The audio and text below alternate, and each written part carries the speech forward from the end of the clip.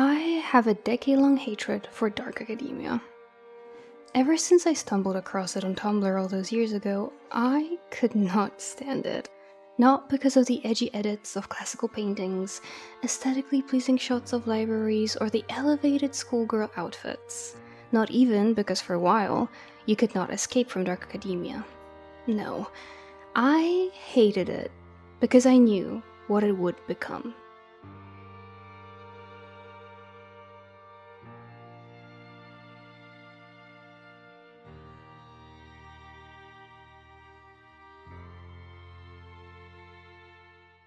My name is Juno, your local Mothman. Welcome to the series on my channel where I analyze internet aesthetics.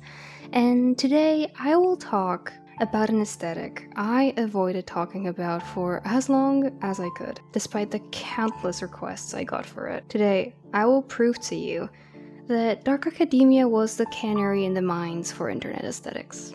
But first, let me change into something more appropriate. That's much better. Ladies, gentlemen, and non-binary friends, let's fully immerse ourselves in this aesthetic. And in order to do that, let's jump into the world of Juno Moth and the secrets of the digital library.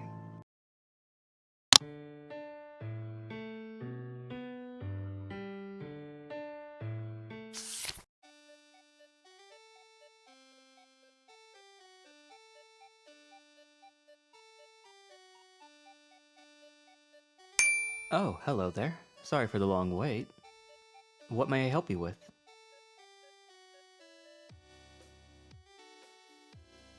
Right, let me look into it. I'm sorry, but our only copy is currently being viewed by another customer. The wait time for the story is about 12 years. What? Sorry, you must have cut out. I couldn't hear you there. Tell you what, since you're a premium customer, I have a special offer just for you. The official servers are unavailable, so we'll access them from the back end. I will just guide you through the story myself. I must inform you, for legal reasons, that I might not remember exactly how the story is supposed to go. The program might also have a couple of glitches here and there. Would you still like me to proceed?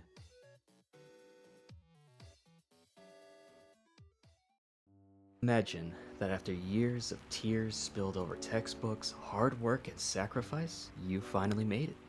You are accepted into one of the most prestigious historical universities in your country. The university grounds, burdened by old age, seems to always be smothered in a thick, rancid blanket of smog that, coupled with the dimly lit hallways and imposing architecture, make your temporary home seem dangerous. This unappealing atmosphere is rivaled only by the equally as uninviting faculty, which demand from you more than you can give. This place is the home of many terrible dark secrets, but that does not deter you. You are exactly where you want to be. This is your path to success. You're not the only student that is burdened with the heavy aura of your school. The student body whispers amongst each other about secret bacchanals that take place after dark in the gardens. They gossip about the freshest victim of the handsome ethics professor and exchange the best places to hide away for a quick cry. And amongst the gossip floating around, there is one thing that you cannot get your mind off of. There are whispers of a secret society run by one of the most affluent students. Apparently her family have all graduated from this university. They're held in high regards as some of the top patrons of the school, and the dream of all students is to get invited into the secret society run by the youngest member of the Moth clan. And you are no different. Ever since enrolling, you knew you had to be part of it. So when you finally catch a glimpse of her on her way to class, you casually start walking behind her. You follow her into one of the classrooms and sit down next to her. Her blue eyes stare you down with disbelief and anger. But you do your best to play it off cool. A new lecture is about to start.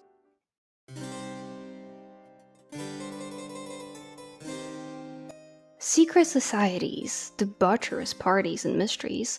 On the surface, those things have nothing to do with higher education. Honestly, more dramatic things happen in middle school bathrooms than in most colleges. But this aesthetic isn't about any average college. So class, please take notes as I explain the history behind dark academia, because in order for us to understand how dark academia's success ruined the internet, and the full extent of DA's legacy, we need to know where that legacy begins. The origins of dark academia are both very obvious if you have any knowledge about the history of literature, and a bit murky. It is unknown who exactly first used the term dark academia. The Aesthetics Wiki, which is usually my first go-to source for all things aesthetic, says that the hashtag dark academia was first used in 2015. However, I only was able to access a capture on the Internet Archive from 2019, at which point the aesthetic was already fully mainstream on Tumblr. Dark academia, as the name implies, is an aesthetic built on the romanticization of academia, specifically academia related to high-income universities in Britain, such as Oxford. Brown thigh-highs and cream vests, houses built of brick and wood, landscapes covered in fog, beautiful interior designs steeped in tones of green and Bordeaux, warmly lit studies filled with various artifacts and antiques, autumn leaves, rich color palettes. That's what you'll find if you search dark academia. It's an aesthetic that feels very classy in a mature and historical sense rather than a more contemporary one. The aesthetic invokes a feeling of mystery and coziness. Dark academia feels like a surprisingly warm hug from a mysterious relative that you only get to meet at funerals. And that's probably because of the text it's based on. As I mentioned before, dark academia was first conceptualized in 2015. And like with most things that turn into internet aesthetics, it started as a way to describe a feeling. A feeling about the contents of the 1992 novel by Donna Tartt titled The Secret History. There is something dark afoot at the liberal arts Hampton College. An elite group of hybrid students flock around a charismatic classics professor Julian, who rules over their entire academic careers. A farmer's dead body is discovered in the forest nearing one of the students' estates, and sometime later, Bunny, one of the chosen students, dies in a tragic accident. Alcohol, mania, societal expectations, and Greek ideals all come together to form a truly deadly concoction. So, The Secret History is a novel that is both beloved and rarely recommended. First of all, it's an absolute behemoth to get through, having over 500 pages of densely written prose from the perspective of an unreliable and unlikable narrator, Richard. Through Richard and his narration, Donna Tartt imbues her thoughts about academia, elites, and morality. Richard's inner voice is pretentious and smarmy, and obsessed with appealing to the mysterious friend group that is made out of rich and powerful heirs attending his university. On top of that, Secret History has an ending that many readers find unsatisfying. However, despite the varied reader reception, most critics praise Tartt for her skillful writing. And I personally like The Secret History for one reason: how meta the book is. Like, the novel is just one big fourth wall break. The title of the novel itself is a pretentious reference. The Secret History is possibly a reference to an ancient Byzantine anecdota written by Procopius. The Secret History tells the secret history about the lives of Emperor Justinian and his wife Theodora. The tale is filled with backstabbing dominant women, sadly not in the fun way, and other immoral and evil deeds done by the emperor and his circle. Historians call into question many aspects of the text. Since it's written from the perspective of someone who was disillusioned with the royal court, chances are that a lot of the things mentioned in it were exaggerated or straight up fabrications. For example, it's hard to believe that Justinian was the devil. Like, actually. Procopius repeatedly described him as demonic and calls him possessed. That's why The Secret History is not a chronicle, but an anecdote. Donna Tartt, by naming her book in reference to this piece of historical text, is doing two things. 1. She is straight up telling us the content of her novel. We will get to experience the raw, rotten side of the elites through the eyes of someone who once was enamored with them. And 2. She is purposefully being pretentious. Because what average reader will get the reference to some guy named like a spider species in 500 AD who wrote a resentful story because his boss was a mean guy with an unpopular tax policy? Then, on top of that, the book itself is structured like a Greek tragedy. All actions have consequences, and while there is no divine intervention, justice as a concept fulfills that role. Because at the end, all the characters get punished. There's much more to unpack and analyze when it comes to the way Tart utilizes classical tools and references, such as all 5 students representing the ideals of ancient Greek youth, the overindulgence in alcohol, and references to Dionysus. But what you need to take away from all of this is that the novel feels heavy. In tone, but also just from the amount of thought and references put into it.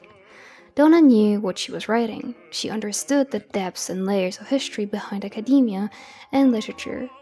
And this rich history is what fuels this aesthetic, and it's also one of the many reasons I cannot stand what dark academia has become. This video has been created thanks to the support of my Patreons.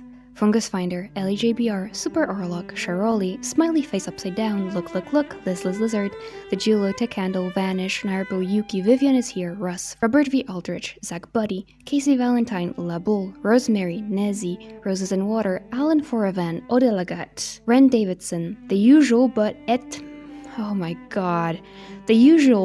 etymologically unsatisfactory, Seal Soul, Andrew Marino, and Google Plexian.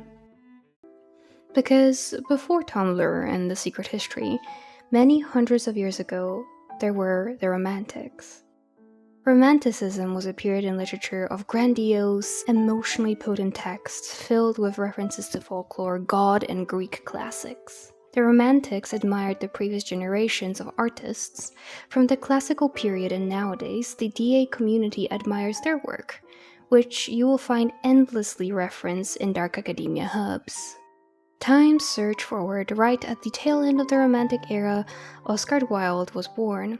With his creative pursuits comes the era of the dandy, which was a person obsessed with their unique quirks, physical appearance, and who treated life as art.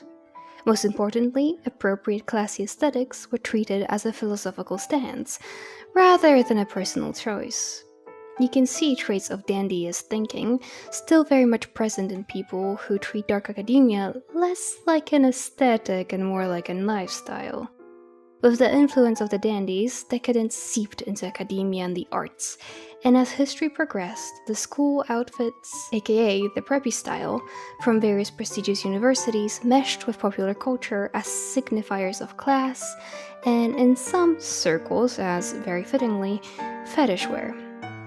During the late 60s, we arrive at a generation of writers and artists that are equally as burnt out as they are idealistic. When those minds unite at various universities across the United States, the Beat generation takes hold of the same cultural position that the Romantics and the dandies occupied before, questioning the status quo, decadently and without any holdbacks engaging with life as art. That's where 20 years later, Donna Tartt enters the dark academia canon, enrolling at Bennington University, the most decadent university of the 1980s. We could finish this backstory with the publishing of The Secret History and the creation of #DarkAcademia. However, I have one more detour for one more culturally very significant piece of media, which I think really prepared the minds of young internet users to be so open to dark academia. That being Harry Potter, or more specifically, the Meritor's fandom. Love it or hate it, Harry Potter had a huge impact on an entire generation of kids and teenagers. And if you want me to make a video talking about the cult that was started by a Harry Potter fanfiction, please let me know in the comments down below, or you can let me know in our Discord server. I remember being in middle school and having multiple friends who were absolutely obsessed with the series, and I, who grew up in a Catholic household, kept telling them that Harry Potter was demonic. In the end, I was kind of right, and my parents probably were right to force me into confession when I mentioned that I wanted to watch it. But regardless, the aesthetic of Harry Potter are seen all over dark academia mood boards. After all, the films were partially filmed at Oxford University, the dark academia darling. But the narrators added the dark to the academia. In the novels written by J.K. Rowling, the narrators are a friend group consistent of James Potter, Sirius Black, Remus Lupin, and one other guy that nobody really cares about. And of course, many creative people that read the series clung onto the idea of three brooding, mysterious, sexy bad boys. An entire fandom was built around the narrators. There were fanfics and copious amounts of fan art created, and most importantly, the narrator's aesthetic was the Dark Academia aesthetic before Dark Academia was a defined thing. And so, when one day a random Tumblr user was trying to encapsulate the world of the secret history and they used Dark Academia, the internet went, "Oh, that's what that vibe is called." And because of those literal years of cultural significance for multiple generations, Dark Academia had the chance to grow into the dominating cultural force it is nowadays. A force that, just as the name suggests, hides a certain darkness to it. If you spend just a little time digging, you'll immediately come face to face with the various controversies and think pieces about Dark Academia's dirty secrets. Sadly, those have nothing to do with debaucherous bacchanals or sexually charged morally grey relationships. It's much more boring than that. The purple-haired heir to the Moth Fortune did not take kindly to you stalking her around. From now on, whenever she and her clique spots you around the school, they purposefully ignore you. You become somewhat of an outcast, spending your days studying all alone and your nights mulling over this cruel rejection. You cannot stand this reality. Why aren't you good enough to join this secret club? Is it your clothes?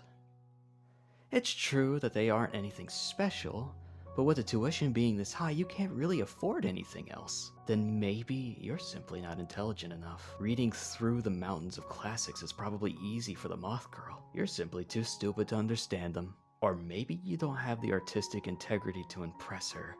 Maybe your musings about Shakespeare aren't deep enough. Perhaps Van Gogh being your favorite painter makes you completely uncool. Depressed, you find a quiet place to cry your eyes out.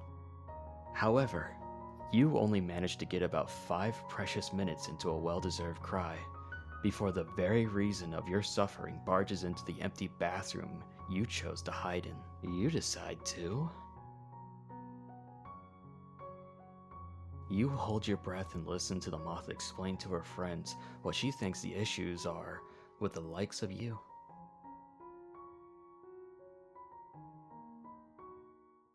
So, you want to learn more about Dark Academia? Okay, let's just Google it. No, thank you, Wikipedia. No, I don't want to buy new clothes yet. Okay, there's a fandom wiki page and a subreddit. What now? On both of these sites, you will find two subtly different approaches to the aesthetic. The wiki describes it as an aesthetic about classical literature, the pursuit of self-discovery, and a passion for learning. Meanwhile, on Reddit, which is arguably a more democratic space, the definition is, Dark Academia is an aesthetic dedicated to the celebration of creativity, innovation, and the pursuit of knowledge. On the surface, these might be very similar descriptions. However, they already show the core differences in approach. One that is more inward, and another that is more outward. What I mean by that is that if you describe something as being about the pursuit of self-discovery, it is an invitation to self-reflect and focus your Dark Academia journey around your own preferences. Versus Dark Academia being about the celebration of creativity. Of course, everyone can be creative just for the sake of it, and it can be a very intimate thing. However, a community built around celebrating creativity is clearly also about sharing said creativity. And while this is a seemingly small discrepancy that one might attribute more to the platforms that host the aesthetic rather than to the aesthetic itself, I believe it's rather significant because, as you come to see, dark academia is both very defined in terms of aesthetics and very confused when it comes to implementation. Before we continue, I know I sound very passionate in this section. I just want you to stay with me and know that I have no contempt for people that enjoy dark academia. I was editing this video and I realized that I sound very upset at certain kinds of dark academia fans, and I want to make it clear that those of you that love this aesthetic are not who I have beef with. Just keep that in mind through this section. The next chapter makes that crystal clear. While researching this video, I watched and read a bunch of different holy grails of dark academia, including The Secret History, Dead Poet Society, and Kill Your Darlings. And I stumbled across this post on the Dark Academia subreddit about one of those movies. I tried to watch Kill Your Darlings, the praised movie that was supposed to be so lovely and dark academish. I found it terrible. It was full of depraved characters doing immoral stuff, and the whole plot felt wrong to me. Why try to change literature and poetry with such fanaticism and disgust to all that's old and traditional? I didn't even watch the whole movie, since it felt so wrong to watch such garbage.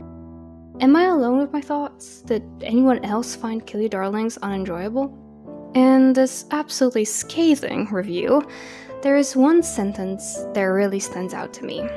Why try to change literature and poetry with such fanaticism and disgust to all old and traditional? Here we find another one of the various issues with dark academia's messaging. On one side, the aesthetic claims to be about the celebration of creativity and innovation. On the other, if you look into it blindly, it simply looks like a traditionalist safe haven. Here we meet the dark academia purists. Those are the people, like this person, that like dark academia because of its focus on the aesthetics of the past. A lot of them hold the belief that the past was better, simply because the past wasn't as depraved as nowadays. I find this kind of approach to be absolutely hilarious because the ye olden times were filled to the brim with depravity. Human beings didn't magically become more sinful when modernity knocked on our door. In actuality, dark academia and its references are based on debauchery and queerness. This person would hate to find out what the boys in those private boarding schools got up at night in the past. Dark academia fans seem unsure about how dark they want their academia to be. As one of the comments left under this post points out, Kill Your Darlings is about the beat movement/generation that was about rejecting consumerism. The post-World War II America's youth wanted something different, something new, so they rejected the traditional concepts and rules, etc. Depravity and liberty was literally the point. If you can't handle dark academia, when it's actually dark academia, which is dark, I don't think this movie is for you in the first place. And this is the price that any fandom needs to pay. There will always be annoying people wandering about having no idea what the source material is about and being loudly wrong. However, as we discussed, dark academia's source material is a vast history of literature and elite academics. It's not something that you can really know if you're just a random person thinking that the vibe is cool. And it gets even more difficult to discern what this aesthetic is really about when a lot of it is just romanticizing without substance. If you watched any of my other aesthetic deep dives, you will already know that any aesthetic that has to do with aspirational fashion, lifestyle, is at its core romanticizing said lifestyle, which can be dangerous. If dark academia was all about reading by candlelight and calligraphy, then this part of the video would not be necessary. Please, romanticize reading all you want, but dark academia has many other elements to it, and one of those is the ideal dark academia human, the idealistic embodiment of the aesthetic. If I were to create a dark academia male character, then I would envision a young, subtly handsome man. His eye bags would be a permanent feature. He smells of cigarette smoke, red wine, and an expensive cologne. He is wise beyond his years, but also has a haunted look in his eyes. He's pompous and full of himself on the surface, but has crippling self-doubt and is desperate for others' approval. Oh my god, I'm describing Jonathan Sims. However, for many people, this isn't just a creative exercise, it's an aspiration. They see this as an integral part of being dark academia. If you love learning and knowledge, if you read classical books and challenge yourself intellectually, if you dream of academic success and you want to be mysterious, you better look like this. Despite thinness and desperation, having nothing inherently to do with learning, dark academia marries these two together. And I know that there are always people in my comments up in arms about me pointing out when an aesthetic romanticizes thinness or whiteness, but these things matter. They're not inconsequential or irrelevant or not that deep. I just made an entire video that talks about just how damaging aesthetics really are, and a lot of people from my community spoke up and shared their own experiences with EDs, self-harm, and other things like that. If you want to watch that video, it's on my channel, you can just go watch it after this one. On top of that, dark academia is partly dark. Its praise for knowledge and being well-read goes hand in hand with its romanticization of alcoholism and sleep deprivation. When self-destruction becomes an aestheticized goal, it is harmful. You cannot convince me that there haven't been countless young people that saw dark academia as something aspirational and decided that in order to fit their vibe, they need to push their body and mind to the limits. DA takes one of the worst aspects of academia, where people run themselves rugged in order to achieve respect and to acquire funding, and then turn it into an aspiration, rather than a critique of profit-driven academia. I would call this kind of internet users dark academia aspirants. And if their antics were upsetting, then the next kind will be kind of annoying. Those are, of course, the dark academia elitists. Those are the people that take intellectual pretentiousness a tad bit too far. It's evident it's quite an issue, since the subreddit is basically begging users not to police the definition of dark academia or what is and isn't allowed to be posted. Dark academia elitists are those users that will make you feel bad for not understanding a text written 300 years ago and that take the Eurocentric, prestigious, and wealth-orientated aesthetic to the limit. Editing Juno here, just to add that having a space dedicated to a Eurocentric view of academia isn't a bad thing at all.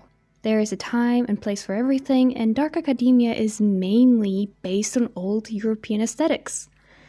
However, when you join the old-timey European aesthetics with a heavy dose of elitism, you end up uncomfortably close to racism. I am not going to share the kinds of things I found while engaging with dark academia enjoyers on the internet, because it's bad enough to make a certain Austrian painter blush, but it's really not that difficult to find at all. And I don't think it's all that surprising that those kinds of people flock to this aesthetic. Any aesthetic that puts the past on a pedestal will end up attracting a bunch of weirdos. It's just unfortunate that since the perfect dark academia enjoyers seem to be skinny white guys with eye bags wearing knitted vests, then anyone else that doesn't look like that doesn't fit the aesthetic, simply isn't seen as legitimate enough. And this is a mirror to how things are in real life. This is how we treat academics in real life. Not so long ago, Dr. Mariano Barbacid and his research team successfully cured pancreatic cancer in mice. But the main conversation that happened on the internet was people defending him because people started to bully him due to how he looks instead of focusing on this incredible achievement. He is not the only amazingly smart person that got ripped to shreds by the internet because of the way they look. Socially, we have a very narrow norm for what a respectable and intelligent person looks like. That is one of the reasons why I don't use a face cam, is because I know that if I did, there would be a bunch of guys in my comments commenting about how I look rather than talking about what I said. And unfortunately, dark academia visually is built on that stereotype. But all of this has nothing to do with why I hate dark academia. Sure, do I find the pretentiousness and the edginess annoying? Yes, but my hatred for dark academia has less to do with the aesthetic itself, and more with how it changed the internet. You take what the Moth Girl said to heart, and you better yourself. The very next week, you come back on campus, wearing brand new outfits you learned to create by watching a bunch of tutorials. You have reinvented yourself. Today, you decided to wear this outfit to your classes. And your effort does not go unnoticed. It still takes you by surprise when a pair of slim hands slam on your desk one afternoon. So, you're the one that thinks they're good enough to come waltzing into our little club. Her voice is mocking. She's almost sneering at you, but you gulp down your fear. Her blue eyes are squinted as she stares at you with scrutiny. But this is progress. She's actually talking to you. You just gotta keep your cool. You have to act unbothered.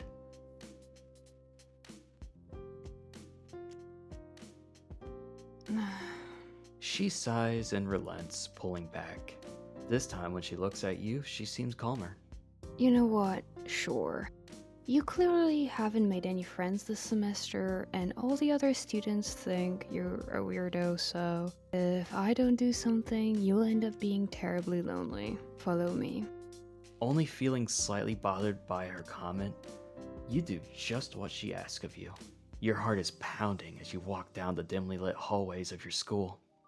Turn after turn, you realize the enigmatic girl is leading you to the attic. Finally, after all this time, you'll get to be part of history. She opens the heavy door for you with visible effort, and the two of you enter a forgotten part of your university. Filled with old books and abandoned artifacts, it looks like a perfect place for a secret society. She places the dark tome on the dusty table in front of you and sighs. Go ahead. Open it. This is where we share our discount codes for Sheout. Oh, and the next page are the ones for Tino. And that lamp is from Idea. I just spray painted it gold. I don't even go to uni, I just live here. Yeah, my mom kicked me out. I mean, I don't even know how to read. In some European cultures, including mine, during Easter we paint eggs, usually using wax and various natural dyes, resulting in these beautiful looking decorations. However, eggs left out of the fridge have a relatively low shelf life, and so in order to combat the issue of stinky eggs ruining your Easter basket, we poke holes in the eggs and then gently blow into the top one, expelling the whites and yolk and leaving a perfectly good shell that serves as a canvas. Here's a couple my grandmother made a while back. This kind of eggshell is called a wydmuszka.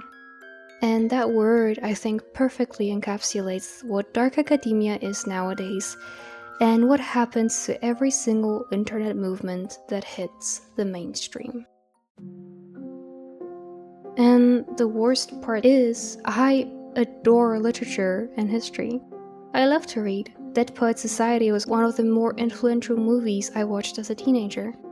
Dark academia should be right up my alley. The dark academia community is brimming with people that are so very creative and artistic and interesting, yet their hard work gets constantly stolen and diminished.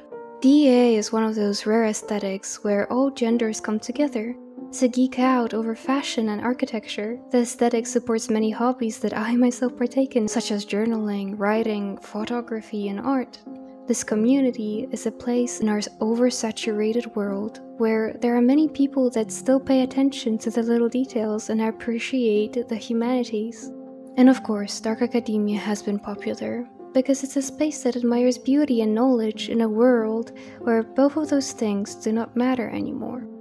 For me personally, I gave up on the pipe dream of going to uni for something I actually enjoyed, like art school. I think that an institution like that would just synthesize all the things I hate about education and the art space into a deathly concoction. At this point, if I do go back to uni, it will be to study something like administration or management or something like that. In a way, dark academia is an extension of that art school daydream. A dreamlike academic setting where students passionately learn about meaningful topics is a very rewarding fantasy. And it's such a shame how that fantasy is weaponized against internet users. I purposefully went through the entire history of dark academia with you so that you can understand just how upset I am at the current state of things. We went from times where a radical idea would spawn art and literature and communities to the same idea being compressed into vibes, squeezed into mood boards, and expressed through playlists, cheap decor, and TikToks about fashion. This is why I use the term vedmushka. DA went from something that had a bite, a movement that challenged the status quo, to a perfect opportunity to sell you a $15 Shein sweater. It's the same flattening that happened to cottagecore, except dark academia actually has ideological legs to stand on. The media that the aesthetic is based on is ripe with commentary and criticism of various inequalities. And despite that, despite being one of the only internet aesthetics that focus on a lifestyle that has actual substance over pure escapism, in the end nothing can escape the relentless overconsumption and marketing trends. Not even beauty, not even literature. Everything will be commodified, everything will be boiled down, and just like with vedmushki, which you cannot crack open on Easter Sunday to eat, which is the entire purpose of the Easter basket, you cannot consume dark academia content and become what you romanticize. Because now every grand idea, every movement can be squashed and squished and transformed into palatable to advertisers' content.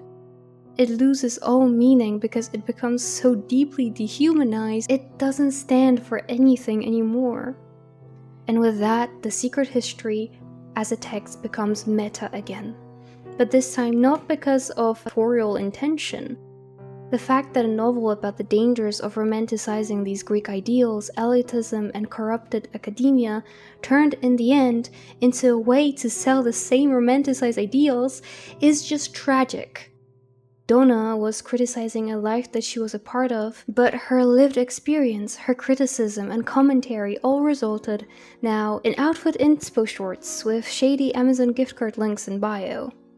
And maybe that's because to many young people, the kind of things that dark academia romanticizes are accessible to them exclusively in fiction. Because where are the groups of poets, artists, writers emerging from universities and colleges? There is none because modern academia does not support that kind of expression anymore, nor does the job market.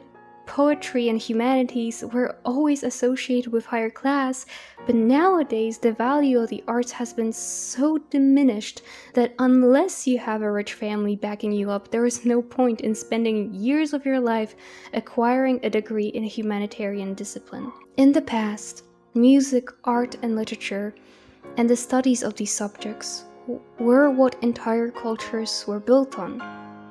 It's what the intelligentsia of the past indulged in to widen their views. Nowadays, scientists and humanists have been culturally replaced by tech bros and venture capitalists that offer shallow, corporatized views on human life. Everything is flattened nowadays, and I cannot help myself but to use a somewhat recent example.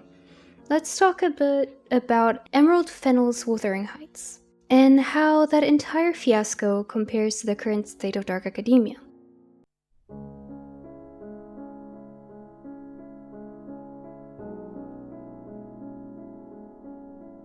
Wuthering Heights is a classic in English literature, yet despite how much could potentially be pulled from the text, the film focuses exclusively on aesthetics, and it has a complete lack of interest in fully understanding and interacting intellectually with the material. It's all vibes and hashtag dark romance, and that's okay if you create your own project, but don't use the namesake of a book about generational abuse, trauma, and racism for your story that sexualizes said abuse and decides to omit the love interest race because it's too inconvenient. The ideals that created dark academia in the first place don't exist like they used to. And that's the new normal. It's normal now for concepts not to matter anymore. Think of terms such as cozy game, dark romance, or alternative fashion. What do those terms mean today outside of being marketing jargon?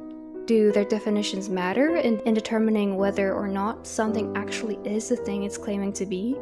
No. The wiki states that dark academia evolved in ways that the aesthetic was communicated. And spreading to different audiences, the aesthetic became something more aspirational and lifestyle-oriented. You gotta look the part. That is the most important thing you can do. Dark academia is one of the reasons why I struggle with making videos nowadays about internet aesthetics.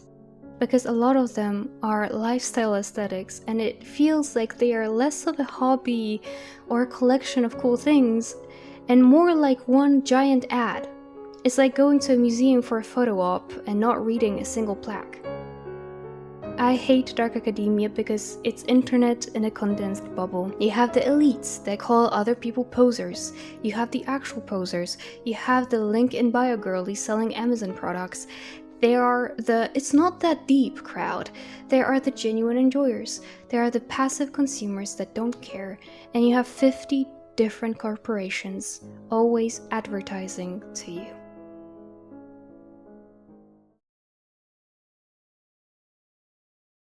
Ta-da! What do you think? Well, that's all okay. You don't need to tell me how happy you are with my services. All you need to do is fill out the customer satisfaction form and rate me 5 stars. What? Why? Why? 2 stars? Fine. Please, give me one last chance. Let's start this all over again. I promise that this time, you're going to get exactly what you want. Did I really write, code, and illustrate a visual novel for the sake of demonstrating the point of this video? Yes, I did.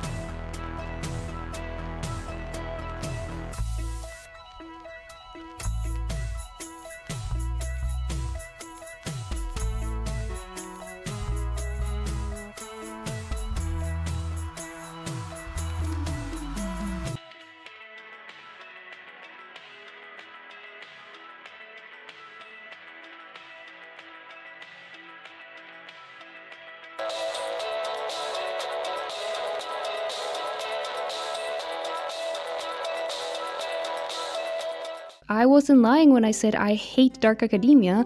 I needed something to hold me through the process of making this video. It just so turned out that that something was a game that took me 4 months to make. And the bits you've seen throughout this video are only the prologue. If you want to play the actual game and discover the 8 endings, a secret true ending, a bunch of Easter eggs, you can play it on my Patreon, which you can join only for $1.50. As you guys know, I don't take sponsors for this channel. I don't make much money from my videos, so my patrons are the reason this channel exists. So if you like what I do, if the game looks fun, and if you'd like to know some really exciting projects I'm working on, you can join my Patreon for just $1.50. Thank you for considering. Thank you so much for watching this video to the end. If you watched so far, please consider subscribing and checking out my other passionate deep dives into various internet phenomena. There will be a video dropping to my second channel, which, if you don't know, it exists. Yes, I made a second channel. I haven't used it so far, but I'm gonna finally start posting on it. And the first video will be about how I made the visual novel. So you can already check it out and subscribe to it. It's called Juno's Corner, and currently there are only 45 subscribers. That means that you can be one of the first people to subscribe to that channel. If you enjoyed this video, again, you can check out my Patreon, which is the only reason why I'm able to make videos at this point. Or you can let me know on Discord, which, you know, the Discord server has been popping off. We've been doing a lot of fun things, mainly thanks to my lovely mods and my admin, Shirley, who runs the entire thing. But we've been playing Among Us from time to time. We've been having a lot of fun discussions. So if you're interested in a smaller, chill community, that is a place to be, in my opinion. And if you're still here, but you're tired of me, and you don't want any of those things, then I just want to say thank you so much for watching. Thank you so much for being here. I hope you enjoyed yourself, and I'll see you in the next one. Bye bye!